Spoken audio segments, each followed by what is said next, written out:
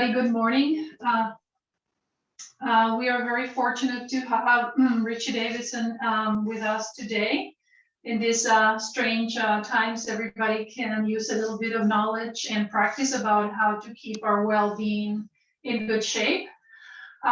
Richie is the William James and Vilas Researcher Professor of Psychology and Psychiatry, and he is the founder and director of the Center for Healthy Minds at the University of Wisconsin-Madison. And he is the founder and chief visionary for Healthy Minds Innovations, Inc. Richard received his PhD from Harvard University in psychology in 1976.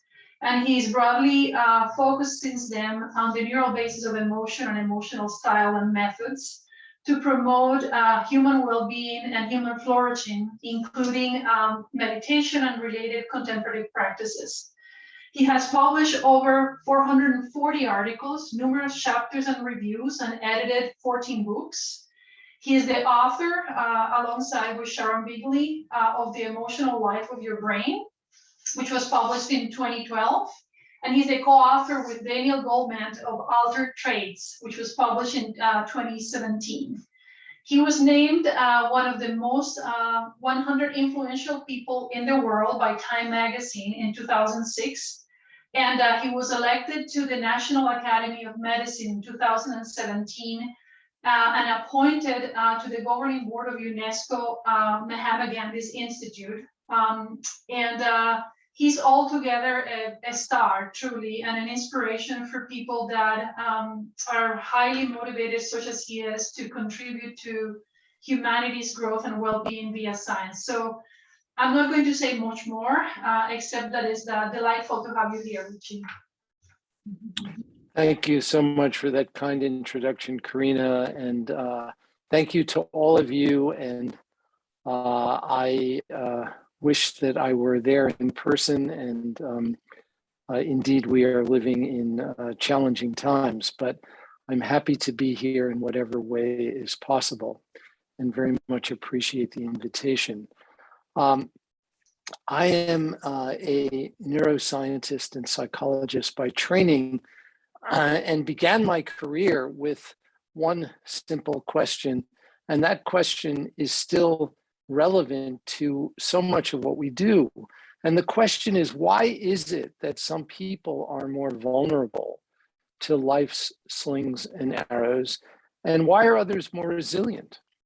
And in the early part of my career, I focused a lot on the adversity side of this continuum and studied the brain mechanisms associated with vulnerability to depression and anxiety and fear and stress. And my life changed quite significantly in 1992. And at this point, I'll begin sharing slides. So just hold on one second while I make this happen. Can you all see that? Mm-hmm. Yeah. Okay, great. So what happened in 1992 is I first met the Dalai Lama. This is a picture of His Holiness actually in 2001 during one of his many visits to Madison.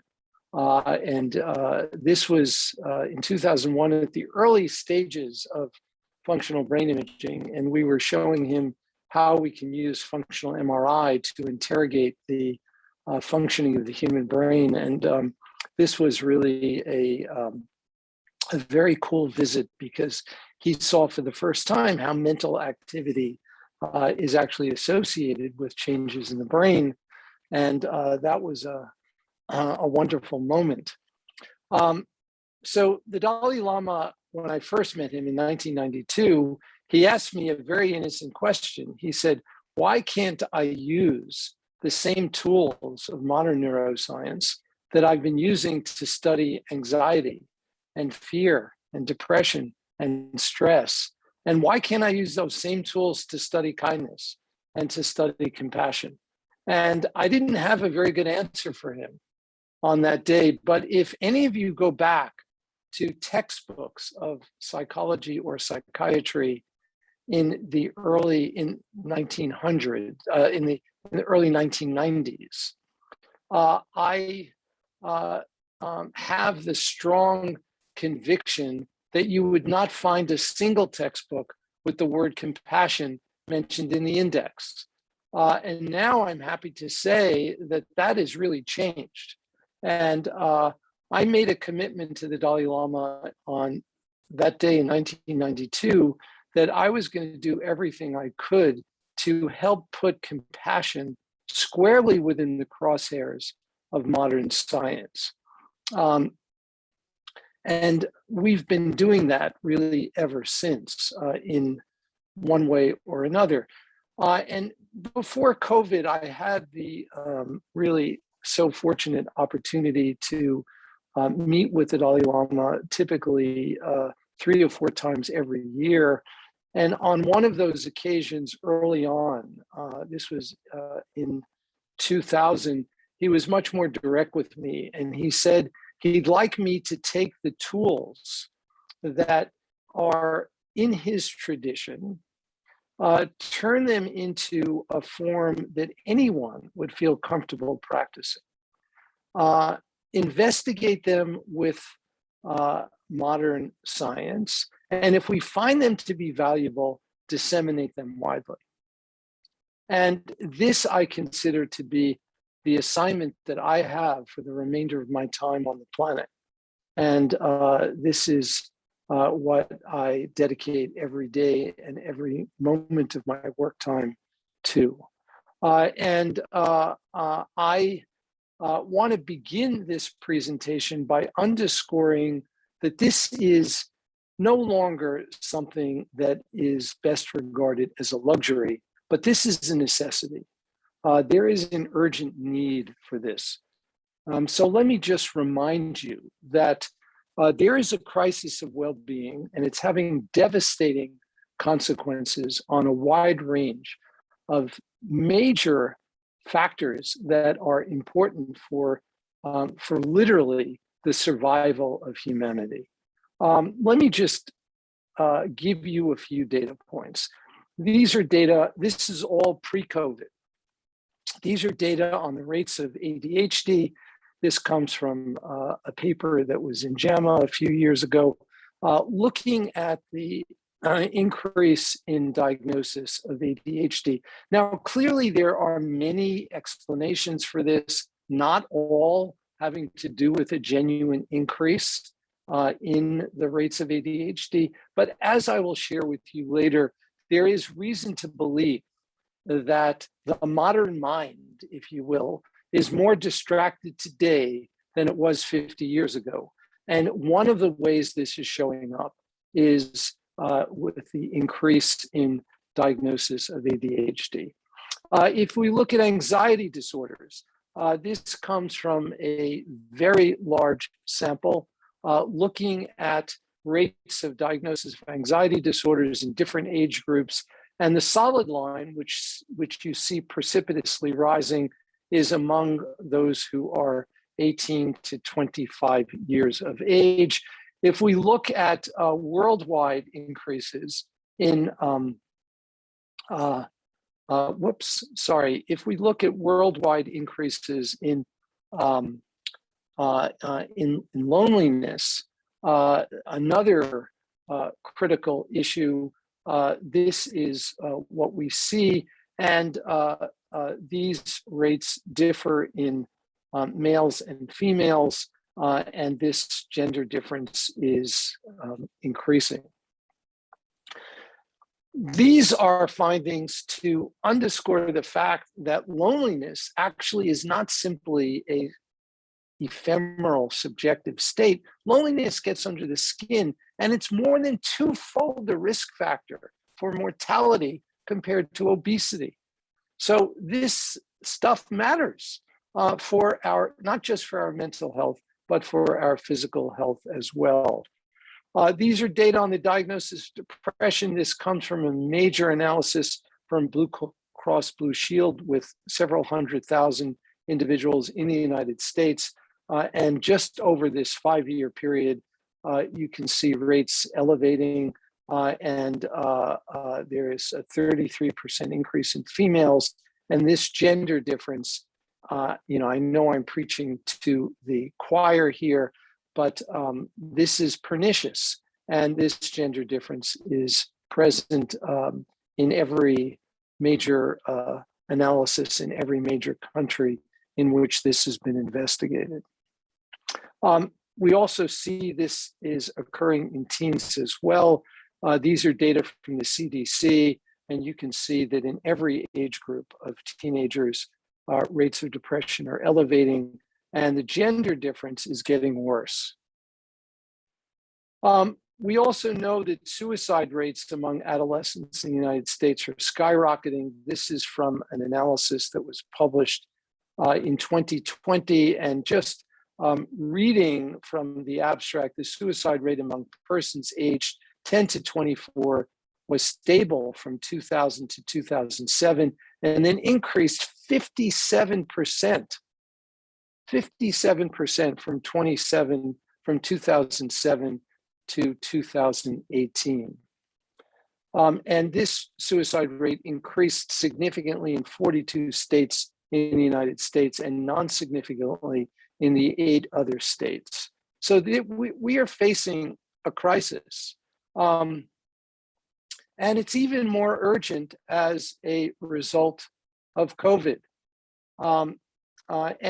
These are data that were published just a few days ago in a major analysis that actually the one on the left appeared a couple of years ago, but the one on the right appeared a few days ago in a major analysis from the COVID-19 mental disorders collaboration on the rates of depression in 204 countries throughout the world, comparing rates pre-COVID and during COVID. And in every single country, 204 countries, the rates are increasing during COVID. And if you look at these data, these are on the top is rates of depression, bottom is rates of anxiety, on the left are females, the right is males. And the pinkish curve is during COVID, the blue curve is before COVID. And you can see, particularly in females, the elevation during COVID is dramatic and really quite devastating. This is just showing a map of the world, and it's showing that every single country examined is showing an elevation in rates, and many of these countries are showing elevations that exceed 25% increases during COVID compared to pre-COVID. So our well-being is in rapid decline, and this is exacerbated by the pandemic. And well-being matters. And for any of you who have any doubt about this, let me just show you this analysis, and it's showing the relationship between well-being and life expectancy in 151 countries. And what you can see is a very strong association. Of course, this is an association. It's not informing us about causal factors, but there are enough data now to suggest that these causal influences are bidirectional, unequivocally. And so the well-being matters, and it is associated with attributes of physical health and with life expectancy. Now, I've just shown you a whole bunch of really bad data, so to speak. I want to remind you, when things were terrible, as they still are in the United States with regard to racism and civil rights, when Martin Luther King gave his famous speech, the title was not "I Have a Nightmare." And I think having a dream of what is possible for human flourishing is essential in guiding our research and in guiding our public policy. And so this is really a message that I can't emphasize enough. And it's, as with the climate crisis, it's possible to hear all these data and have them be a kind of hopelessness induction, where you just throw up your arms and say, it's really bad and not much I could do about it. Well, there is a lot that we could do about it. And the rest of this presentation will show you why and how. So I want to begin with a quote from a friend of mine. This is a picture of Tom Insuls. For those of you who don't know who he is, Tom was the director of the National Institute of Mental Health here at NIH for 13 years. And he retired a number of years before COVID. He was interviewed a few years ago after his retirement. And I want to read to you what he said in this interview. He said, I spent, and for some reason, I can't get rid of the images, so I may not be able to read this myself very clearly, but let's see what I can do. I lost my cursor in doing this sharing. Let me just see if, okay, well, I'll do my best. I spent 13 years at NIMH really pushing on the neuroscience and genetics of mental disorders. And when I look back on that, I realized that while I think I succeeded at getting lots of really cool papers published by cool scientists at fairly large costs, I think $20 billion, I don't think we moved the needle in reducing, I'm not sure what that says, reducing hospitalizations, improving recovery for the tens of millions of people who have mental illness. I hold myself accountable for that. And during this time, of course, Tom, during his reign at NIMH, was strongly pushing on the on neuroscientific and molecular discoveries to inform neuroscientific and molecular treatments. And what is quite remarkable is to see how Tom's career has taken a turn. And he initially was quite skeptical of mindfulness and related approaches to training the mind. And he has really very much changed his tune and emphasized the importance of behavioral interventions that may be a way to change brain circuits more specifically than any known pharmaceutical that we have today. So we can talk about that later. So this leads us to a really simple and we believe very radical conclusion that well-being is a skill that can be learned. Well-being is normally not thought about in this way, but we think well-being is not fundamentally different than learning how to play a musical instrument. If you practice, you will get better. And we normally don't think of well-being in this way, but all of our work and the work of many other scientists leads us inevitably to this simple yet radical conclusion. And I want to underscore the fact that the same mechanisms that encode suffering, both neuroplasticity and epigenetics, can be harnessed for the good and can be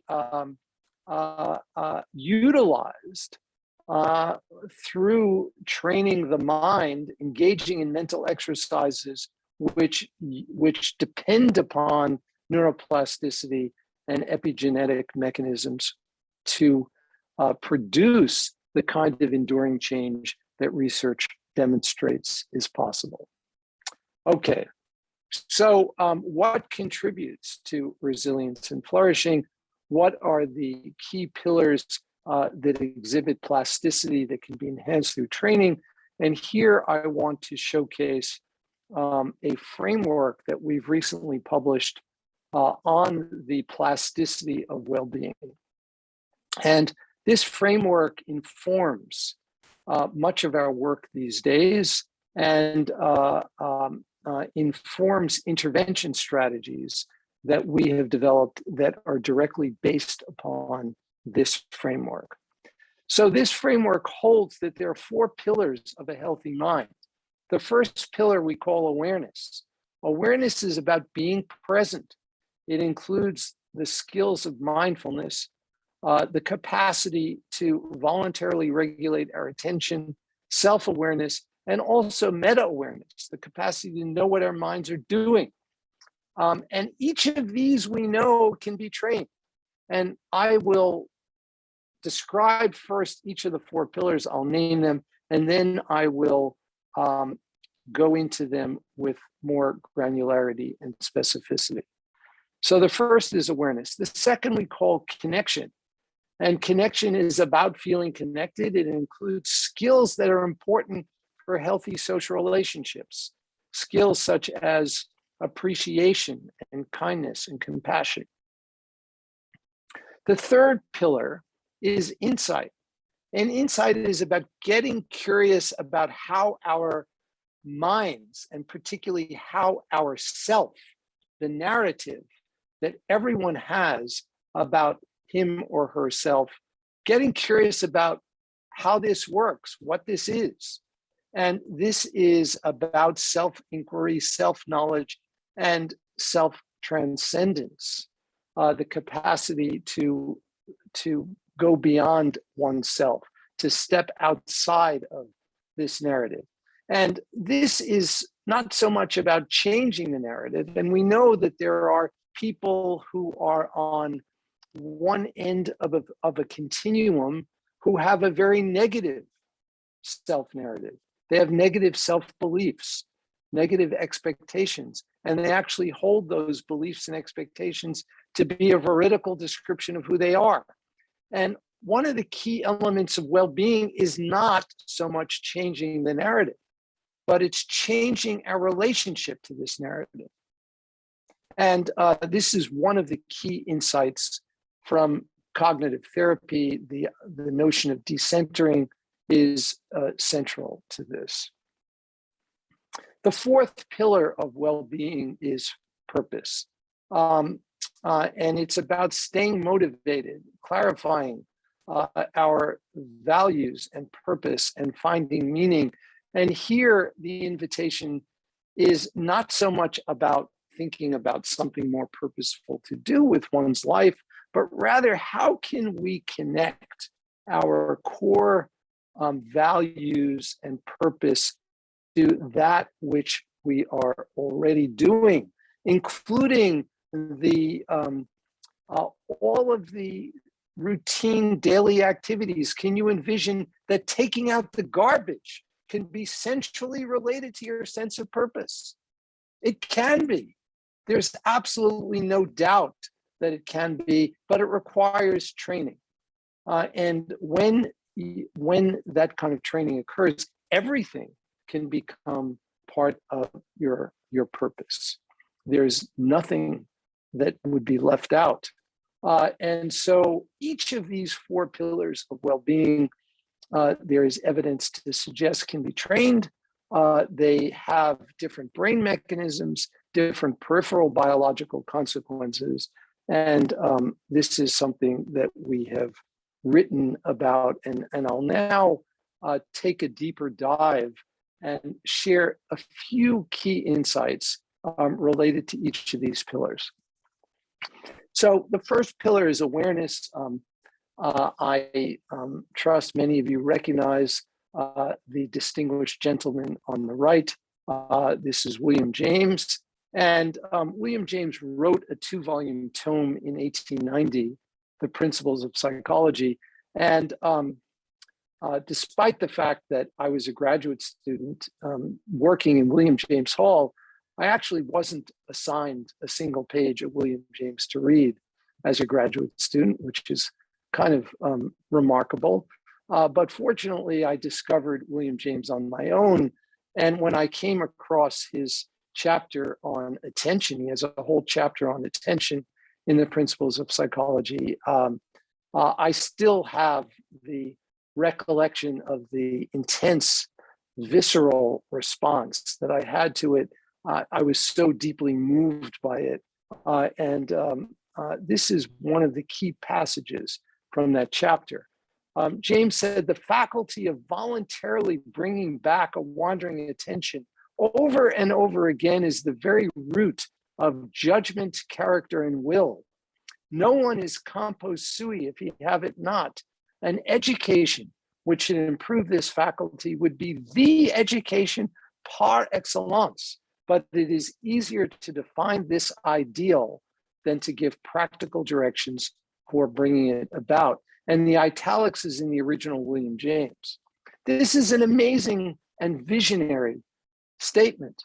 And I think if William James had more connection with the contemplative traditions, particularly the Asian contemplative traditions, he would have instantaneously seen that if nothing else, they are offering a technology for training or educating attention.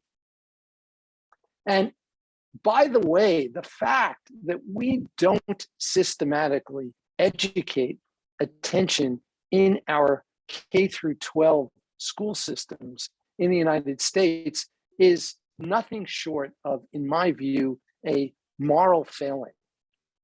We know how important attention is for all other forms of learning, and we know how to do it.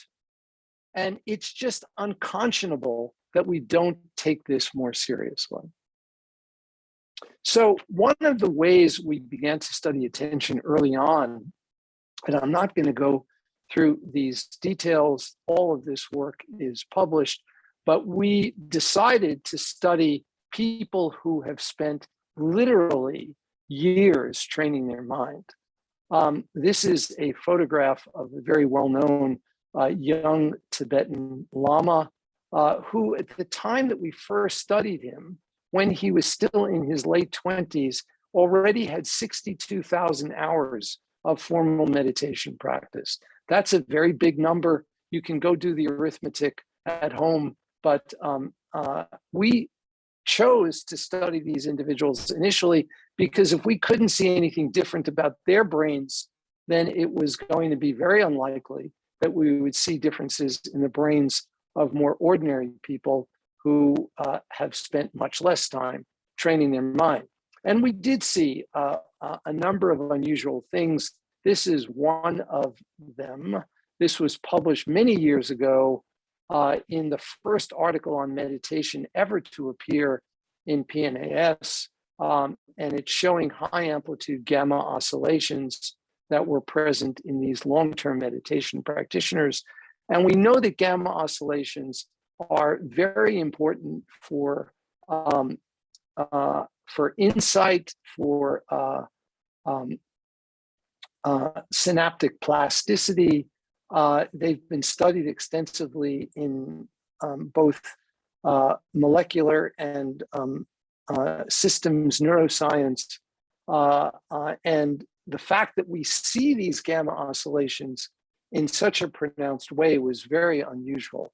We also see these gamma oscillations during sleep, during slow wave sleep. They're superimposed on slow wave activity in long-term practitioners. And it seems to be an important marker of some qualities which are promoted by this practice, and they are associated with improved performance on certain attentional measures that have been studied in the laboratory. So connection is the second pillar of well-being. And one of the things that we recognized early on in this work is that while the study of these long-term practitioners was exciting and showed us these, in certain cases, dramatic differences between their brains and the brains of age and gender match controls, it was fundamentally unsatisfying from a scientific perspective because you just don't know what the cause of these differences are. After all, there's huge self-selection in who becomes a long-term meditator. This is not a life choice that most people make. And so these people may be different to begin with, and we just don't know. So we need to do randomized controlled trials, the kind of gold standard of clinical research to ascertain what is actually producing some of the differences that we're seeing. And so this is an opportunity here to show you one of those many trials that we've done. This was a trial where we taught people who've never meditated before a simple practice to cultivate compassion. And they received this training for 30 minutes a day online. And this was an RCT where one group was assigned to a compassion condition and a second group received training for the same period of time in cognitive reappraisal that was derived from cognitive therapy. And so this was a very rigorous RCT where there were two active comparison groups, but we were specifically interested in whether the compassion group would differentially impact hard-nosed measures of prosocial behavior and also influence brain function in ways that were different than the cognitive reappraisal training.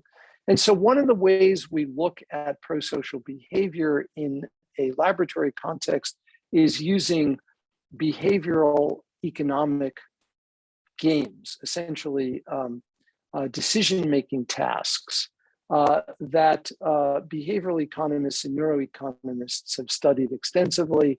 And I won't go through the details, but these are tasks that are examining costly altruism. By costly altruism, here we mean actually giving up real money that they're earning for their participation in this study to render a third-party transaction to be more fair. So they're actually giving up real money to render this other transaction to be more fair. And these are behavioral data showing that participants in the compassion training group in green are behaving more altruistically compared to those who are assigned to the reappraisal training. This is just after 2 weeks of 30 minutes a day of practice, a total of 7 hours. And we see these behavioral differences. And these behavioral differences are predicted by differences that we see in the brain. And so this is illustrating a path of functional connectivity between regions in the prefrontal cortex and the ventral striatum, specifically in the nucleus accumbens, that are strengthened by compassion training. And the magnitude of increase in this functional connection between these regions actually predicts the extent to which people behave prosocially on the economic decision-making task. And so these are data that, if you will, are kind of proof of concept that it doesn't actually take much to get these networks going and to show these kinds of changes. Now, I want to show you another application of connection training. This is a much more recent study. It's not yet been published, what I'm about to describe, although it's just now in press. It has to do with bias. So we know that there's a huge problem with what's educators call the achievement gap in the United States. This is the disparity in academic achievement between white and Black students in the United States. And many educators have assigned an important causal role to what they call a disciplinary gap. That's the focus of this particular paper.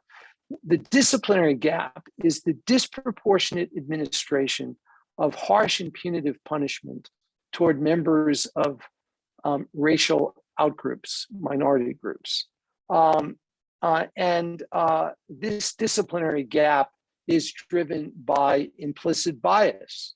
And so a teacher might report that he or she is completely unbiased on a self-report measure, and yet on a hard-nosed behavioral measure of implicit bias, they show bias.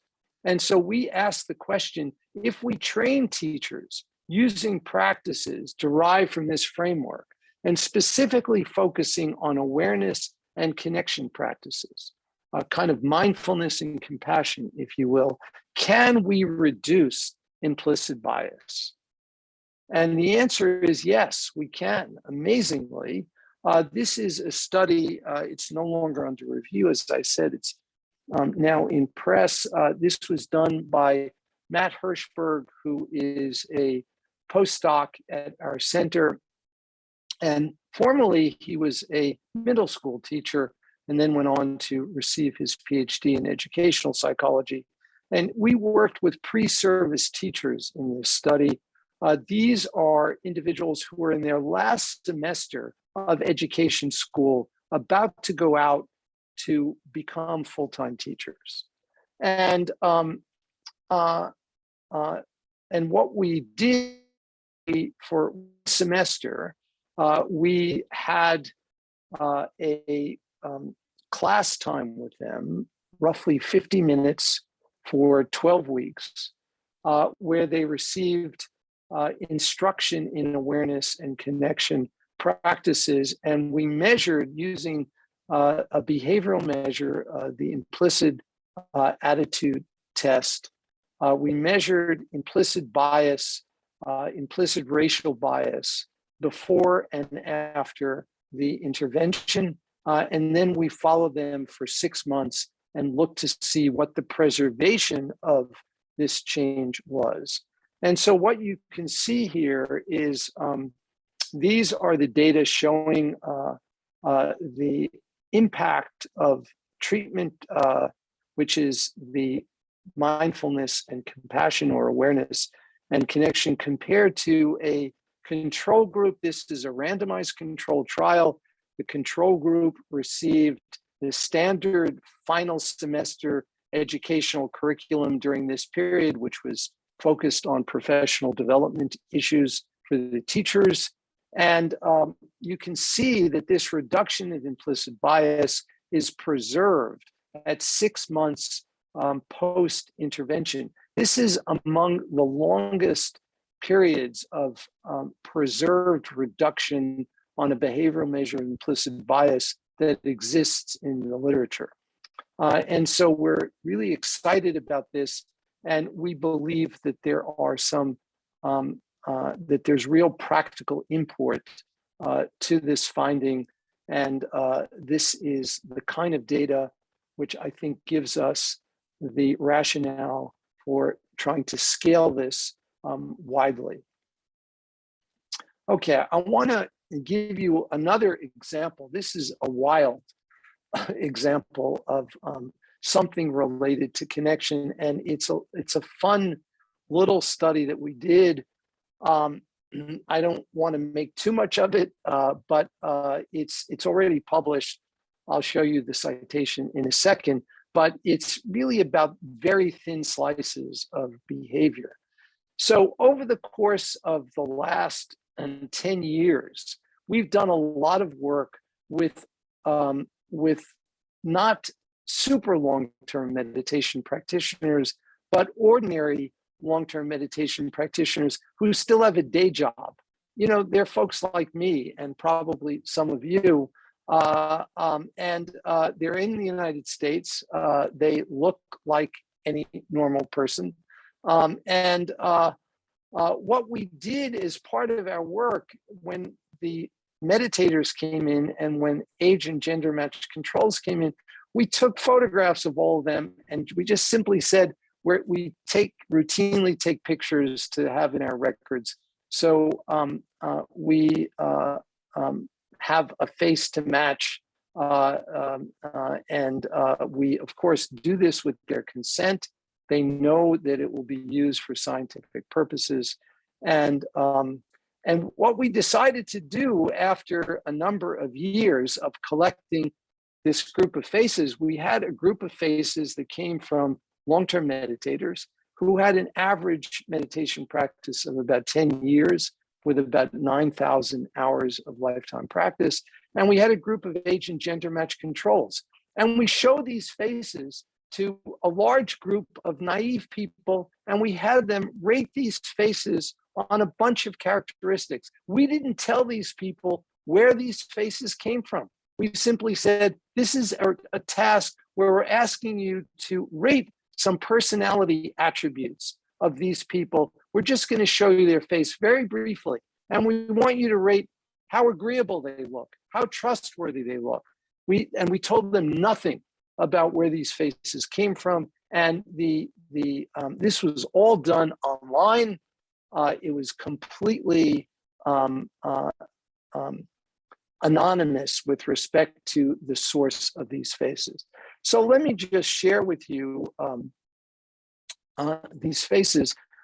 So just a few of them. Which do you think came from the meditator? Now, if we were together, I'd ask you to raise your hands, whether you think it's the left one or the right one, but you can just make your choice in your head. And it turns out that I'm sure most of you were right. And if you do this again, which of these came from a meditator and a non-meditator? Quite amazing.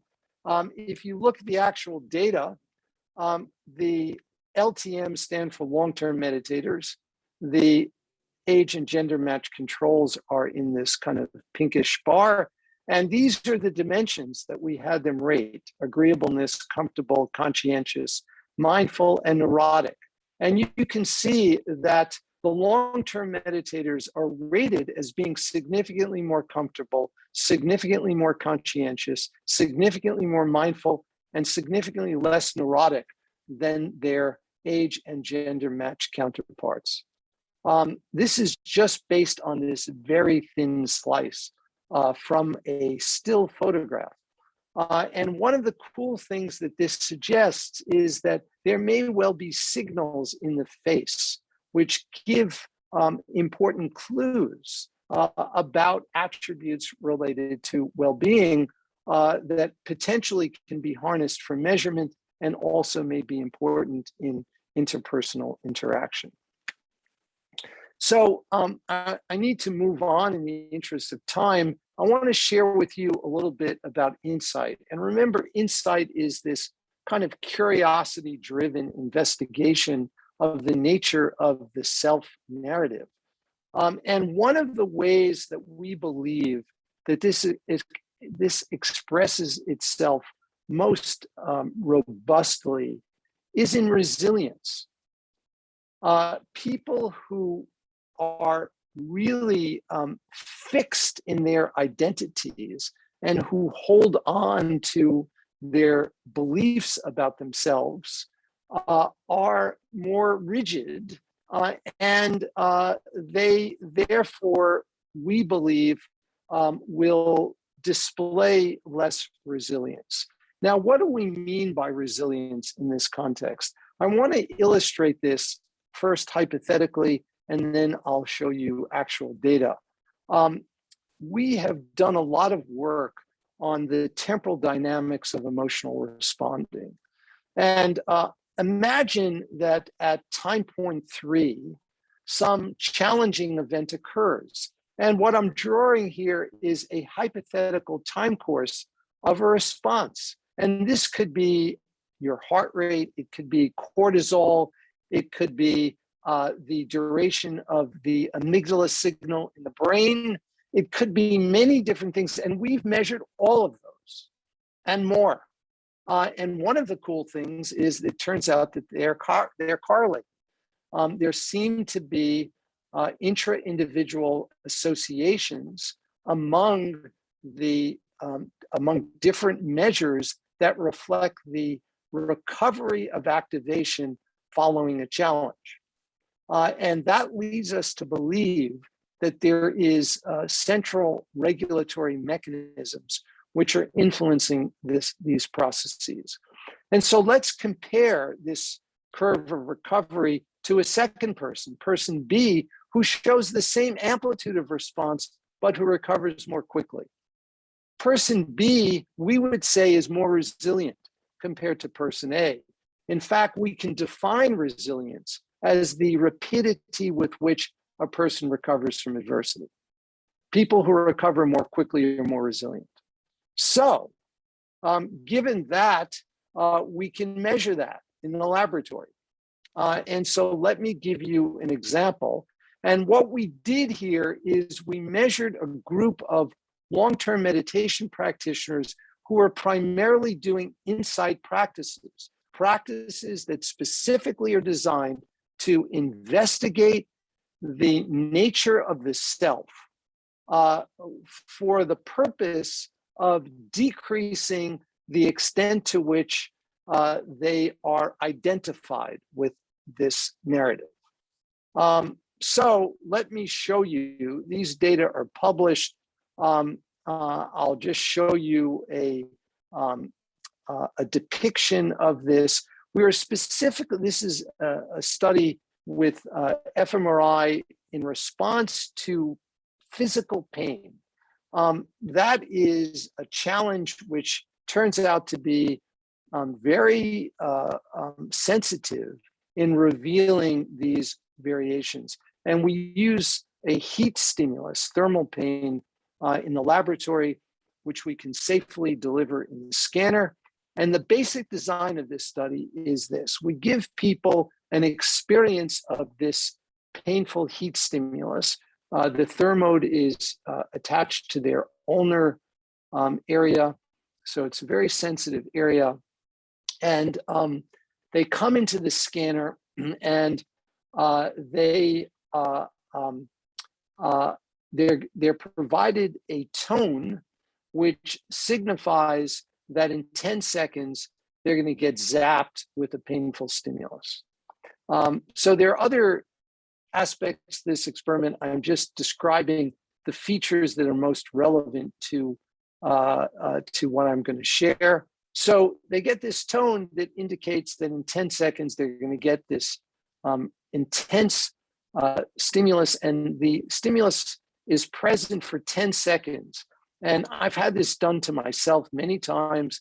The heat stimulus is 49 degrees centigrade. And I can tell you from personal experience, the first few seconds is sort of tolerable for most people, but after 3 or 4 seconds, it is really intense.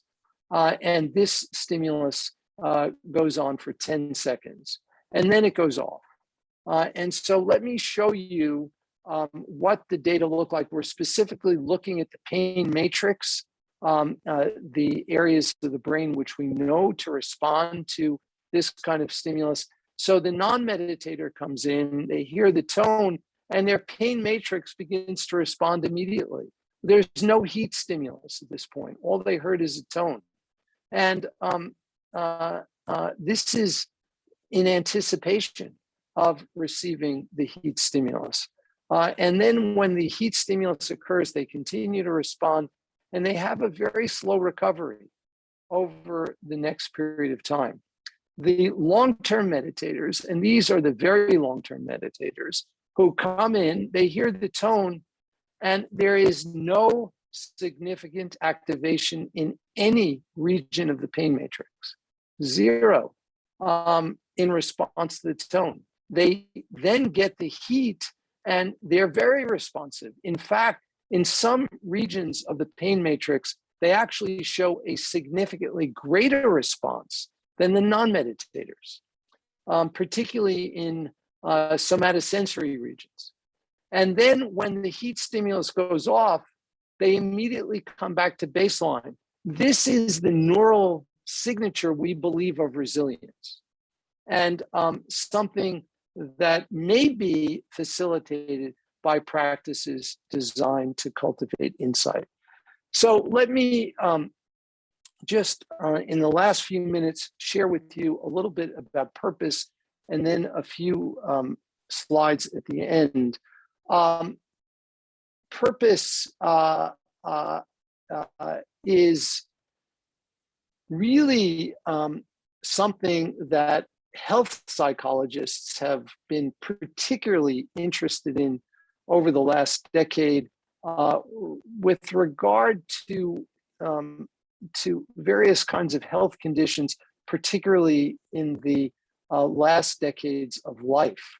And so these are data from a study which is really part of a cottage industry of research looking at the relationship between having a strong sense of purpose and measures of life expectancy, in this case specifically longevity. These are data looking at people in their 70s, following them over time. And the solid line are people in the 90th percentile, the solid line of people in the 10th percentile of having a low sense of purpose. The dotted line are people in the 90th percentile, and the ordinate is the cumulative hazard ratio of death. And what you can see is that people with a low sense of purpose die sooner. And this is after very carefully matching these participants for existing medical conditions and other confounding factors at the start of this study, and then following them longitudinally over time. So having a strong sense of purpose clearly gets under the skin and affects our biology in ways that are important for our health. So one of the things that we have been motivated to do is to create an actual program to cultivate each of these 4 pillars of well-being. And we have produced an app that has this, and it's totally free. It's freely available throughout the world. It is produced by our nonprofit affiliated organization called Healthy Minds Innovations. And it contains mini science podcasts on each of these 4 pillars of well-being and has practices in each of these pillars. And I just want to share with you 2 recent findings from 2 recent RCTs that we did with this program fully remotely during COVID. And by the way, you can go to this website, tryhealthyminds.org, to learn more about this. And you can get this app from wherever you download apps. So the RCT on the left is already published. It's with a sample size of a little over 300 adults. And it's using the Healthy Minds program over the course of 2 months. And it is comparing it to a group of waitlist controls. And it's looking at a composite measure of distress, which is a combined measure of anxiety symptoms, depression symptoms, and perceived stress. And on the right is a more recent study that is currently under review that was done with a group of public school teachers fully remotely during COVID, a sample size of about 660, showing on the same measure a dramatic reduction on measures of distress that are preserved at a 6-month follow-up. And this is based only on a single month of using this program. And we get in-app data that informs us how much they're practicing, and the average duration of practice for these public school teachers was approximately 5.5 minutes a day. And so these findings show that small amounts of practice, when they're done consistently over time, really can make a difference. So there are many important issues and unanswered questions. One of the issues that we're really excited about these days, we can refer to as the microdosing of well-being, sort of having really short practices, practices that may be, ranging from less than 1 minute to, less than 1 hour. And there's a precedent for this, and I don't have time to go into this in detail, but let me just share with you a few data points here. This is a study that was published not by us, by another group that appeared several years ago in PNAS, where they did a very short values affirmation intervention. The cumulative time of this intervention is less than 1 hour. And let me just, this is just the abstract, where they say small but timely experiences can have long-term benefits. So this was a study conducted in the Northeast of the United States with a large sample of low-income African-American kids who were followed for 7 to 9 years. And the kids who got this values intervention, this was an RCT, were significantly more likely to graduate from a 4-year college 7 to 9 years later. So this kind of intervention, when it's delivered at the right time in the right place, can make an enormous difference. And these are a few studies that are first authored by a guy who happens to be a graduate student currently at Penn, an amazingly interesting and super productive creative graduate student by the name of Akash Wasil, looking at single session interventions, single session, less than 1 hour in student mental health, in far-flung places on the globe, in Kenya, in India, all of which are showing really dramatic benefit from just the single session intervention. And some of colleagues at Minnesota are involved in some of this. Okay, so there are sensitive periods of development that we think are really important that can be harnessed. Adolescence is certainly one of them, and I know this is a wonderful passion of Karina's, and I think this is an enormous opportunity, and we have a potential to impact the gender difference in depression. Pregnancy, there's a lot of talk about the intergenerational transmission of trauma. I think we can also be talking about the intergenerational transmission of resilience and awakening. There are data which we've published and others have published too, showing that the well-being of a mother during pregnancy is significantly associated with the neurodevelopment of her offspring.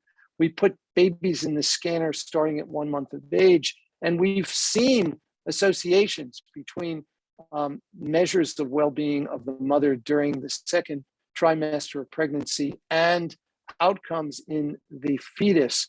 We also now have data from cord blood looking at epigenetics in the fetus and showing that the well-being status of the mother during pregnancy is associated with specific epigenetic marks that we can measure with cord blood.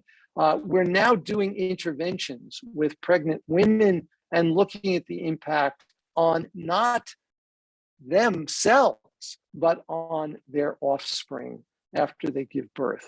And so this really can be studied empirically, and also aging. Okay, I'm just going to skip this in the interest of time and underscore the fact that this really is an urgent public health need. If we nourish our mind, we can really change the world. And let me end with one of my favorite quotes. This is from a book that appeared on the bestseller list by the Dalai Lama. He said, the systematic training of the mind, the genuine inner cultivation and transformation by deliberately selecting and focusing on positive mental states and challenging negative mental states is possible because of the very structure and function of the brain. But the wiring in our brains is not static, not irrevocably fixed. Our brains are also adaptable. And if you wish to learn more, please go to our website and other media for more information. And I appreciate your attention, and I'm happy to answer any questions. Thank you so much. So I'm happy to moderate the questions. And remember, we also have a luncheon that is scheduled to start at 1 p.m. So you're welcome to join us at that point too, if there are any questions that cannot be answered now. I think that there's already, oh, go ahead, Sophia, you want to go ahead? Thank you for a phenomenal presentation, as always. I couldn't help but notice as that last slide flashed by that the top bullet was, I believe, susceptibility to misinformation or something about misinformation. Yeah. And I would just love for you to say a couple of sentences there, because it's an area of interest that we're developing here, thanks to a very talented and brilliant postdoc. So just love to hear your thoughts about that. Yeah, well, thank you for asking, Sophia. Clearly, this is a huge problem in our culture today. And there are some data suggesting that certain kinds of mental training, and here specifically focused on awareness and insight, I would say are the two key pillars that suggest that we can potentially train people to resist, if you will, misinformation, to be less influenced by misinformation. And these are data that have mostly come from paradigms that were originally developed to study false memory. And they're kind of hard-nosed behavioral cognitive paradigms, and the data suggest that simple training in these simple awareness practices can decrease a person's susceptibility to this kind of influence. And there are other data suggesting that on scales of susceptibility to misinformation, that higher levels of mindfulness are associated with less susceptibility to misinformation. So, this is obviously just, teeny tidbits, and I don't want to in any way make too much of these little findings. But it does invite us, I think, to explore this with greater rigor and with a more explicit focus. And I think that we really need to do this more than ever before. And I would go so far as to say that the very future of democracy depends on it. That it depends on us teaching, particularly the next generation, to be better regulators of their own minds so that they can resist misinformation. Yeah. Thank you. I'm going to read out loud some of the questions that we are getting, and Richie, feel free to use the Q&A portion of the app and also the chat, but I'll just help you out here so you don't have to be manning too many of them. So the first question that we got was from our colleague Jessica Nielsen, and she was asking whether you are aware of the research on psychedelic compounds like psilocybin to produce rapid and sustained neuroplasticity and cognitive flexibility, and how do you feel that it might overlap with well-being and spirituality? And then there's a few other ones that I'll relay to you. Yeah, so thank you for asking me about that. I do get asked about that quite a bit these days, and I have a kind of nuanced view of it, and so here it is. I'm happy to share it. Basically, I am excited about the new wave of research that is occurring on psychedelics, particularly the research that is focused on the application of these compounds to psychiatric disorder, where there's real suffering, particularly for individuals who are suffering from intractable depression, also individuals who are suffering from severe anxiety, who are nearing the end of life, individuals who have terminal illnesses. I think that there's a real application, a useful application of psychedelics in that arena. For the vast majority of us who are, if we're honest with ourselves, we're all suffering, but preclinically, so to speak. I'm not a big fan of the use of psychedelics to accelerate that process, because I'm not convinced that it would actually serve that purpose. And I think that there are, I think that the, let me say it, say one other thing about it. I think that the potential applicability to psychedelics in this more normal range is going to be directly proportional to the skill of the individuals who are guiding these experiences. And what we see now is that individuals can go and get an 18-month master's degree to learn to be psychedelic guides. To me, that's insanity. I think that I would be very skeptical that a person who received that kind of training would have the sufficient wisdom to be an effective guide for this kind of experience. So for those reasons and for others, I am skeptical. But applying to psychiatric disorder, I'm a big fan. I think if we can help to really decrease a person who is suffering from intractable depression and relieve their suffering more quickly, let's go for it. So the other question was from James Porter, and he was wondering whether there were good questionnaires for measuring a patient's sense of purpose in life, something that can be tracked like the BDI score as a treatment outcome measure. Yes, there are. I would refer you to, probably the most commonly used scale in serious psychological research is Carol Riff's well-being scales, and there are there's specifically one subscale that measures purpose in life, and that is probably the most commonly used self-report measure of purpose. Then we have another question by our colleague Lydia Silaskaya, and she was wondering whether you're doing any work in ADHD children and adolescents who are at risk, for example, those that have pure executive function or higher exposure to adverse childhood experiences. Yeah, so we're doing a little bit of work in that area, not a lot, and it really honestly is working with collaborators who have access to and interest in these areas. We have a paper that is in press. It might be out already.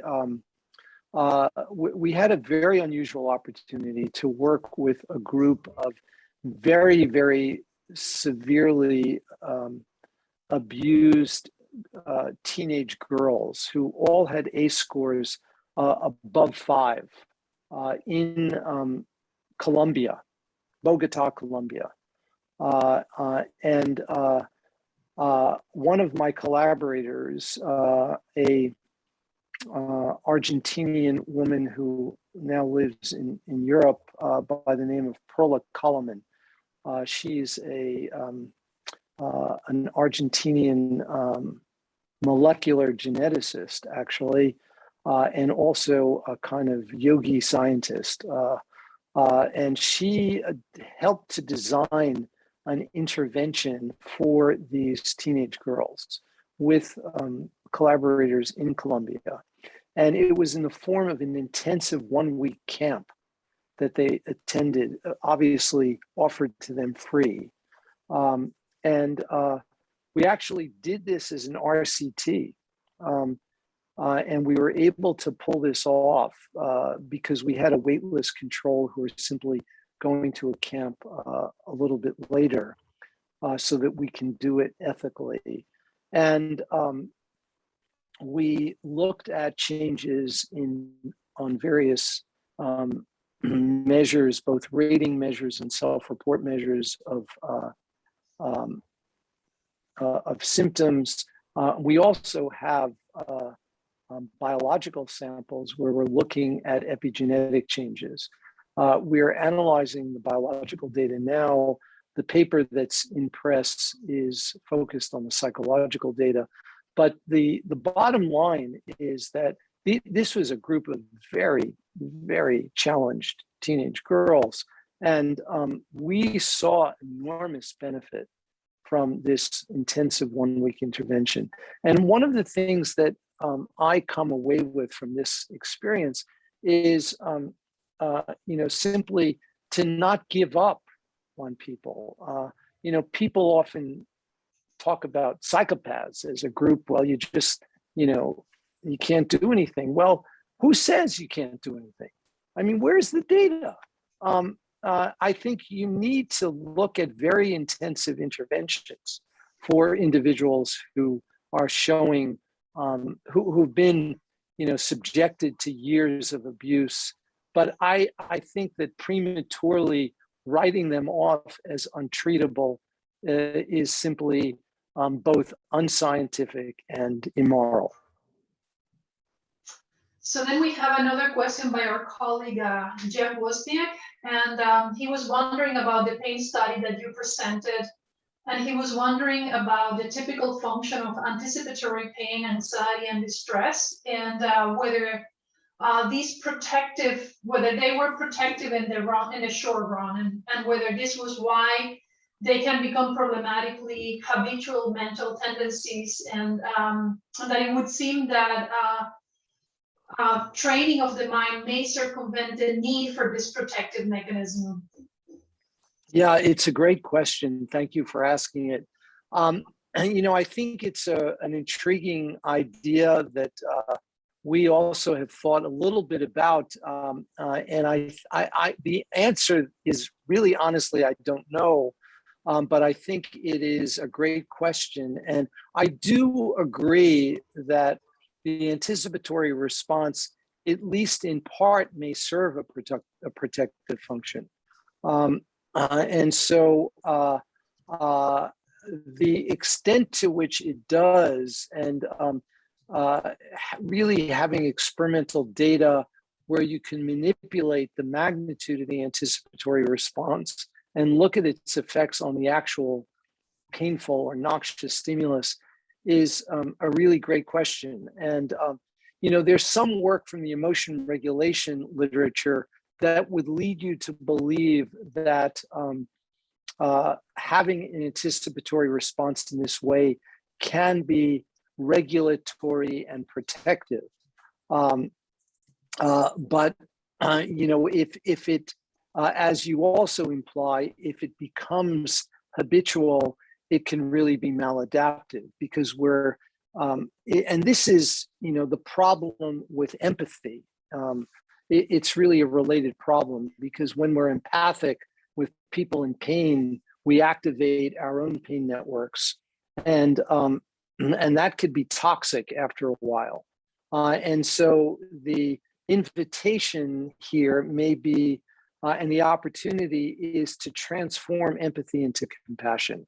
And so compassion may not involve and really the research shows this does not involve the same mimicry, the affective mimicry that you see in empathy. And this is why empathy may be very problematic. And there's a very well-known psychologist at Yale, Paul Bloom, who wrote a popular book not too long ago called The Case Against Empathy. And this is, the kind of data that he was appealing to in suggesting that empathy can really be problematic and can get in the way of adaptive responding. So then we have our colleague, Alexander Herman. He would like you to comment on whether mindfulness can help with loneliness, which you kind of started with.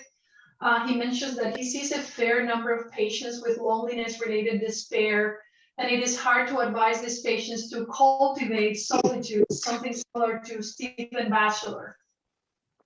Yeah, that's a great question. Thank you for asking that. And,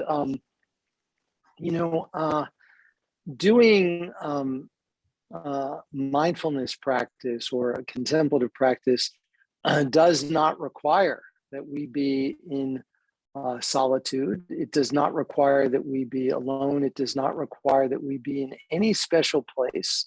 It does not require that we have any special posture. We can do this anytime, anywhere. And in our app, we offer people the option of doing practices either as formal meditation practices or as active practices where they integrate them with activities of daily living. For example, walking, commuting, and doing physical exercise, cleaning your house, whatever it might be. You actually can do this seamlessly while you're doing these other kinds of activities. And so, if, and loneliness shows up in different ways, but fundamentally, I think loneliness is a sense of being socially disconnected or unconnected from others. And there are many ways to feel connected to others that don't necessarily require that we be physically with others. I think at the beginning of the pandemic, I wrote about this. I think it was an unfortunate choice of phraseology that our public health officials adopted for their public health recommendations. The recommendation is not to be socially distant, it's to be physically distant. We can be socially connected and physically distant at the same time. And so I actually think that if we use the phrase physical distancing instead of social distancing, it may have helped. But we have all kinds of practices that we've recommended that can be done while a person is not physically with another person, but simply bringing another person into your mind and your heart and thinking about them, thinking about how they may have been, for example, helpful to you during the time of the pandemic, and allowing this sense of appreciation to arise. Appreciation is one of the most unappreciated emotions. And I think it's so important. And it's so accessible. And you just need to do teeny doses of it and it can change your demeanor. So I think that there are all kinds of strategies that can be explored. So then we have a question about our colleague, Alexandra Sagalov. She was wondering about the graphs on meditation and pain, specifically the reduced anticipatory pain reaction being quicker return to baseline. She was commenting that this seems aligned with conditioning models in exposure therapy. She was noting that many exposure therapies do not consistently include mindfulness training. DBT, by contrast, is heavily dependent on mindfulness training. And Sasha was curious to hear your thoughts on when you think mindfulness could be emphasized and when it might be extraneous. Yeah, it's a great question. And I really appreciate that question. And, I think that I can't really think of situations where I would view it as extraneous. I think it would be appropriate in to be included in exposure and related therapies. And as you say, DBT, of course, includes it very prominently, and also mindfulness-based cognitive therapy is another example of a kind of hybrid therapy that explicitly includes it. And I don't.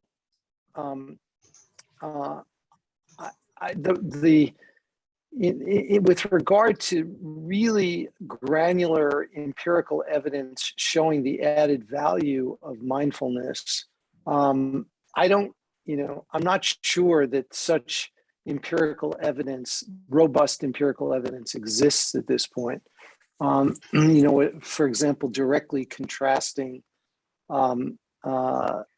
say, mindfulness-based cognitive therapy to cognitive therapy itself, specifically in the impact on something like pain. But I would predict that there would be some value added of including the mindfulness piece. So we might have time for a few more questions. I'm going to try to be succinct. One of our students, Nikki Ashtiani, was wondering whether there was a minimum time or number of micro practices per day that would lead to the effect that you reported on resiliency and quality of life in the experiment with the teachers. Well, the teachers, we gave them, it was up to them how much they practiced. And there are practices on the app that range from 3 minutes to 1 hour. And we gave them the option. They could choose, and they could choose to engage in the practices either actively or as formal meditation practices. The active practices are done in conjunction with other activities of daily living. And the data show that on average, the teachers practice 5.5 minutes a day, and 40% of their practices were active practices. We were able to compare the efficacy of the active practices compared to the formal meditation practices, and amazingly, there was no significant difference. Which honestly surprised us a little, because we thought that the formal practices would be a little better, but they're not, at least, in this context. And so in many ways, this is a very optimistic view, because it suggests that this is so easy and approachable. And really could be done by anyone. Right, so we have another question by our colleague Lydia Zilskaya. She's very appreciative of your talk, and she was curious about your view with regards to what would be most approachable ways to teach others mindfulness.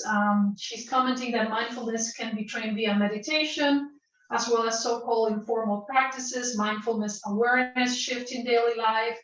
And she wanted to hear about your view on the utility of each training, and can informal practice achieve similar benefits to silent practice, or what might be lost? You can answer that already, but go ahead. Yeah, so this is what we've been really talking about, and I have the growing conviction that is at least in part evidence-based, that it's not necessary to have formal silent practice to achieve at least some benefit. The study with the teachers that I was alluding to is empirical support for that statement.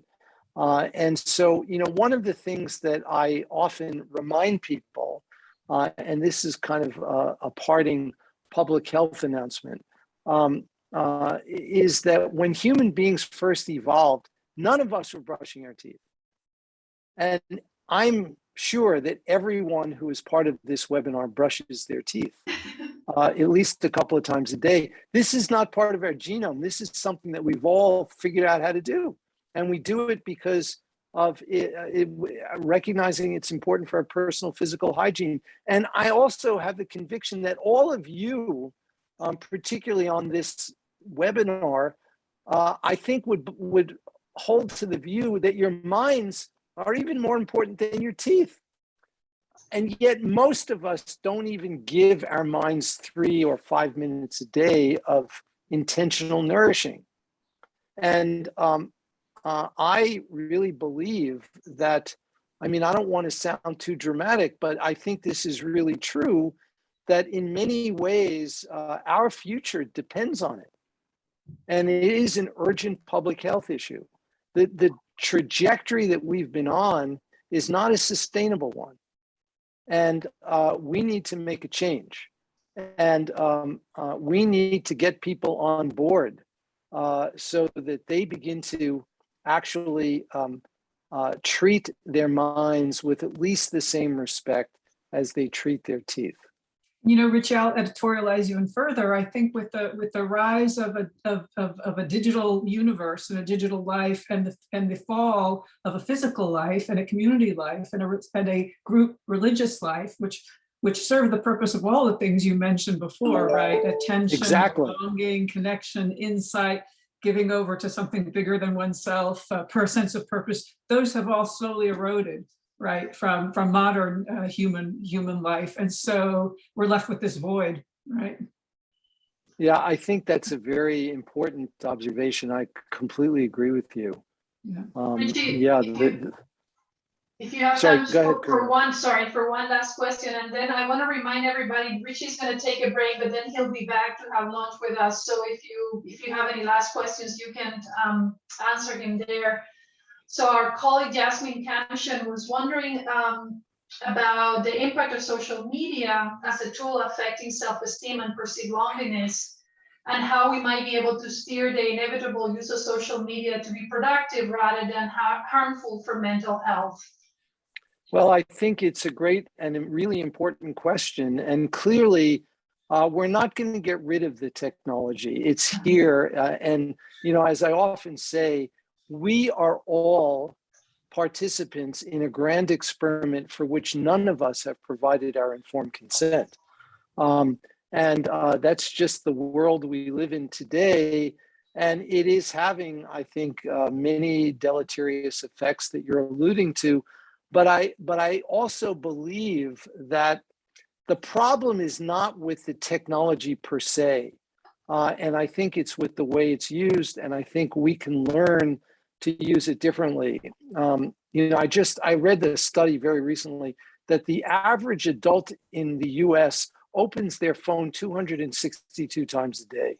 I mean, that's just insane. And we don't have to open our phone 262 times a day. We can enjoy the benefits that are afforded by our phones. And we can learn to use these tools in a more intelligent way by, I think, training our mind and being able to regulate our attention and have self-regulation more generally. Self-regulation you can think of as the kind of virtue which is a consequence of developing well-being. All right, if there are no more questions, let's give Richie a break. He's been kind enough to being willing to meet with us at 1 p.m. and hopefully you will have the link to that. So let's just our speaker some time to rest, and then we'll meet him later. Thank you so much. Thank you. Thank you, Sophia and Karina. Thank you. Really Bye-bye. great visit. See you soon. Thank you. Bye-bye. Bye-bye.